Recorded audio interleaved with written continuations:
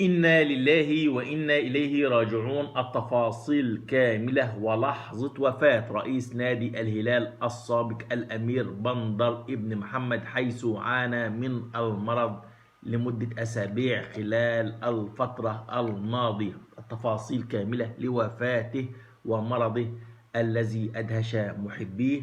الجدير بالذكر أن التاريخ الرياضي أنصف الأمير بندر ابن محمد وحياه على إنجازاته غير المسبوقة التي قاد الهلال لتحقيقها خلال فترة رئاسته التي بلغت 4 سنوات قبل عام 2000 ميلاديا، حصد فيها 9 بطولات خالدة في تاريخ نادي الهلال، وهو بذلك أول رئيس يتوج ب9 ألقاب في غضون 4 سنوات. طبعا تم تكريمه فقط منذ أسبوعين أثناء مرضه، وعندما تولى رئاسة مجلس إدارة ناديه كان عمر الهلال 40 عاما، ورصيده من البطولات 23 لقبا، بينها 9 بطولات للأمير عبد الله ابن سعد رحمه الله في فترتين رئاستين. وحين ترجل الأمير بندر عن كرسي الرئاسة كان التاريخ الأزرق يتغنى ب 32 بطولة. ففي موسمه الأول